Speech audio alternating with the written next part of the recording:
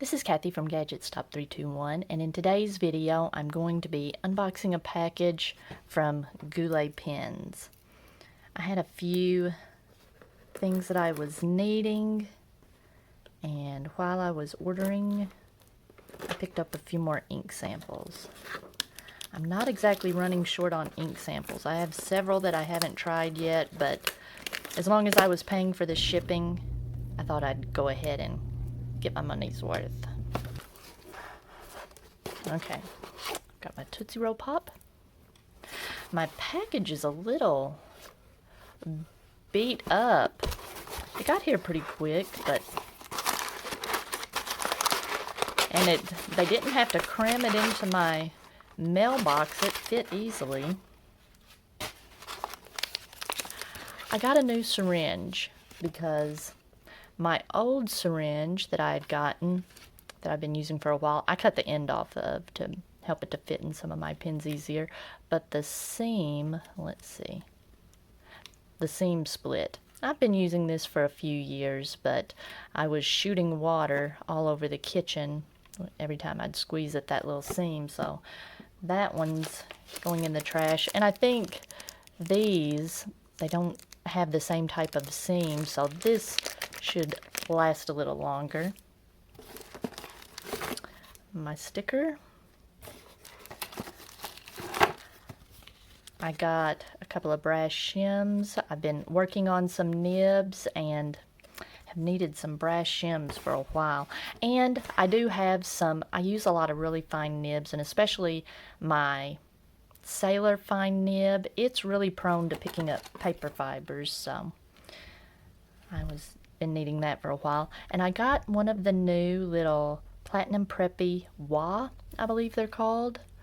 I really like it. I enjoy the preppy pens, but I have the same complaint that everybody else does. The printing on the barrel is not the most attractive. I have one of the preppy crystal that is just completely clear, but when I saw these, the pink one just really caught my eye, and I'm going to be inking it up with some Momiji.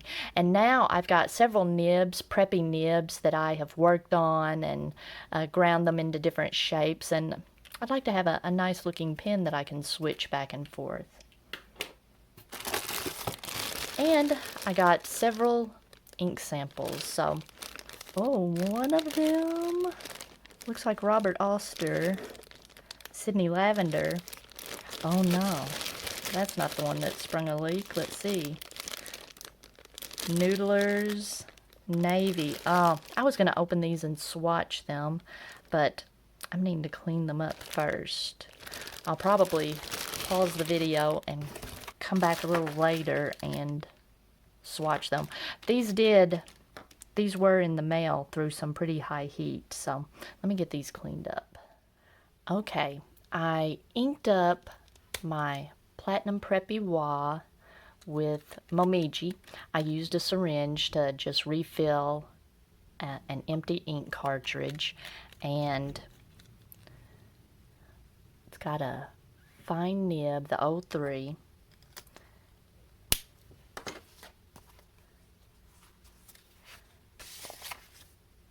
And I think this is going to be a good match for this pen. It's just enough darker to make it have a better legibility, but it's still got that bit of pinkness to it to match the pen. And these Platinum Preppy Wahs, I believe, only come with a fine nib, and it is a nice writer. I do enjoy it. It's nice and smooth, but if you see these two broader nibs that I've tested previously, I don't know if you can see it, but they're really wet writers, and they have just a nice gold sheen. I think I'm going to replace this fine nib with a medium nib that I ground myself into a homemade stub nib. I think it writes enough wetter that I may get some of that gold sheen, so I'm going to experiment a little bit with that. But I love the look of this pen. The Platinum Preppies a few years ago did get an update in the aesthetic. They cleaned up the branding on it a little bit. There's still quite a bit of branding, but it does look better than the older ones. But they went a step further here, and all the branding on the wah is on a sticker. So I'm going to see how easily that sticker comes off.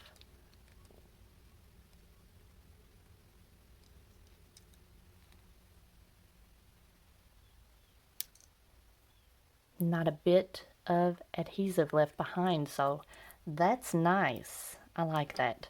All it says is preppy and platinum made in Japan, and there's no nib size on the cap, so that's nice. But if you want this clean look, but you don't want the designs on the barrel, you can always go with the preppy crystal. Again, all it says is platinum preppy, and it does have the nib size on the cap, but it's still pretty clean looking. All right, I'm looking forward to playing with that, but I've got to hurry up.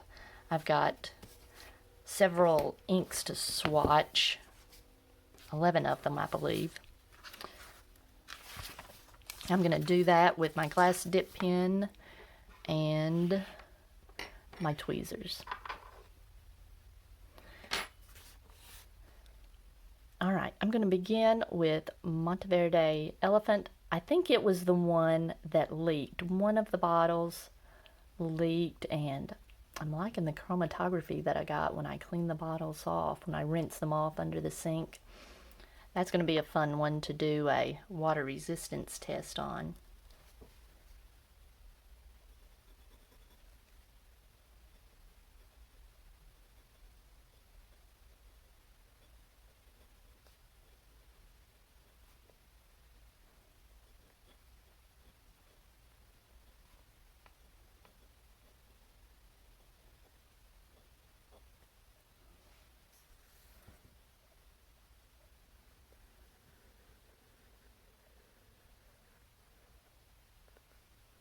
I don't know if that's the one that leaked or not. That's a pretty dark purple. I'm curious to see how it dries, but it comes off the nib really wet. Next I've got Robert Oster's Sydney Lavender.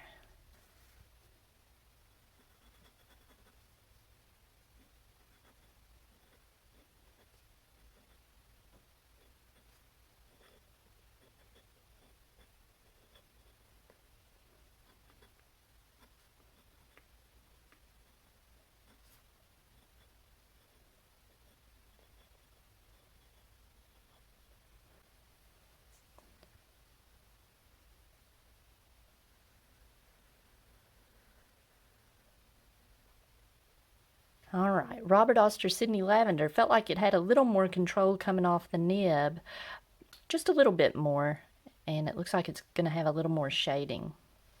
Next I've got Diamine Polar Glow.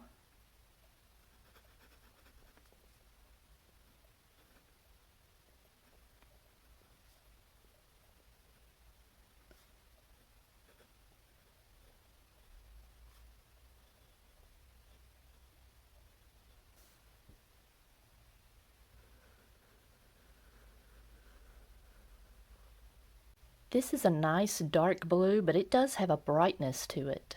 I can see why it's called Polar Glow. Next I've got Organic Studio Aldous Huxley. This one really sticks to the side of the vial.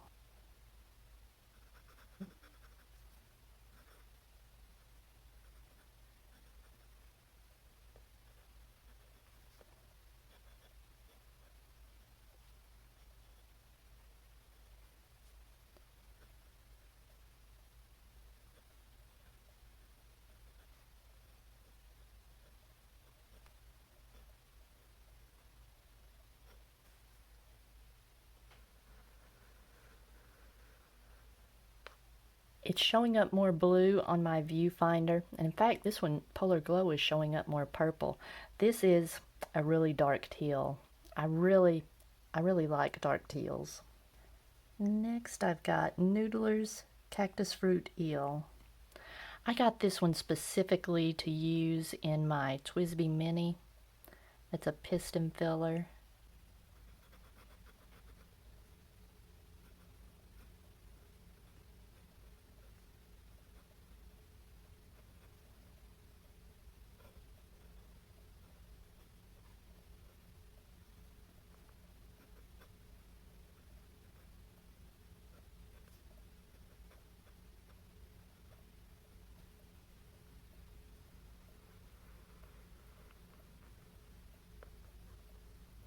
The previous two inks felt really smooth in my glass dip pen, and they appear to be more sheeny inks, which I guess maybe that's a property of sheening inks, that they're a little thicker. The Cactus Fruit Eel, looks really saturated, but it felt a little more watery. The rest of the inks are all Noodlers. I was on a Noodlers kick. I got Noodlers Golden Brown,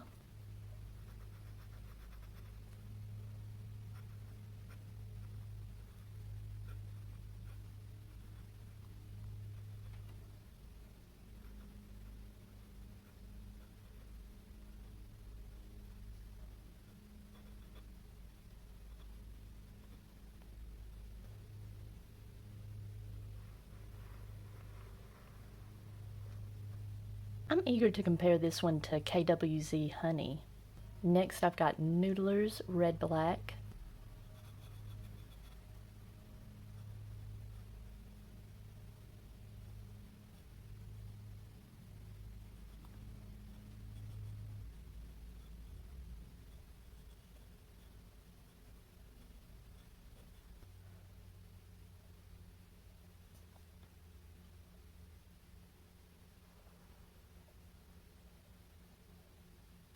That's an interesting color. That swatch really surprises me at how flat of a color it looks, and just I don't know, just the shade of red. I'm anxious to try that in a pen. Next, I've got Noodler's Navy. I'm getting a little carried away with these swatches and dipping the nib more than I usually do when I'm doing my ink tests. That might be making these swatches a little wetter. Whenever I do my actual ink tests, I'll be a little more careful with how much ink I get on the nib to begin with.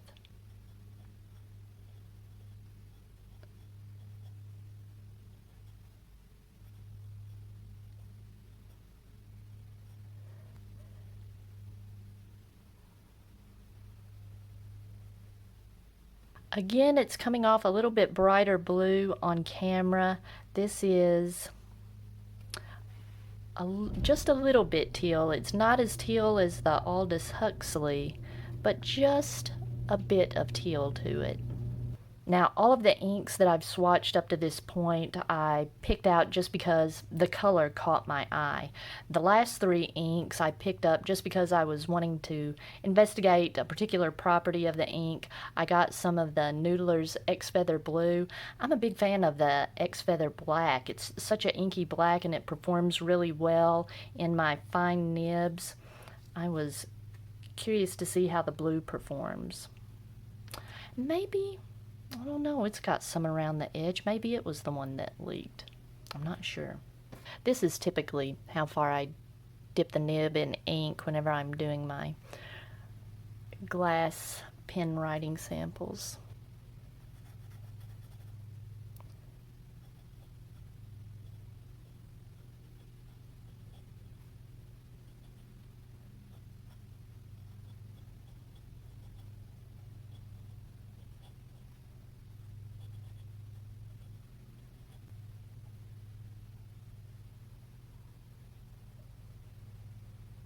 This is a nice inky dark blue. I'm liking the looks of it so far.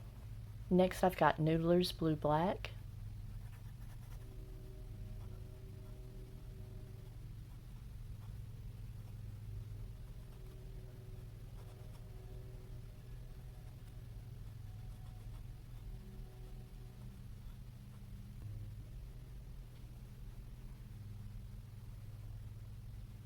That's a nice looking blue black. In this wet nib, it looks more black in the writing, but I'm curious to see what it looks like in an actual fountain pen. I think it would look good in one of my drier writing fine nibs. And finally, I've got Noodler's Heart of Darkness. I've tried, I think, all of the other Noodler's black inks, and I can't believe I didn't get a sample of Heart of Darkness.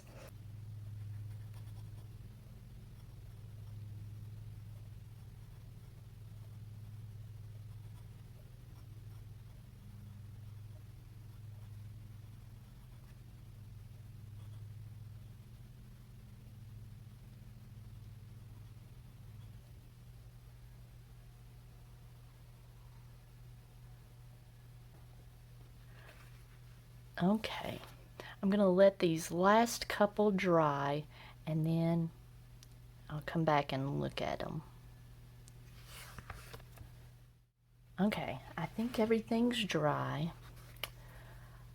The Monteverde Elephant and the Noodler's Heart of Darkness look like they're probably the two wettest inks. They look a little sloppy on the dip pen, but I'm curious to see how they perform in some of my really fine nibs. I like this Robert Oster Sydney Lavender. I like that shade of gray. That's a nice medium gray. It's got that, it looks like a lighter gray. It doesn't just look like a pale black, but it's dark enough that it's legible.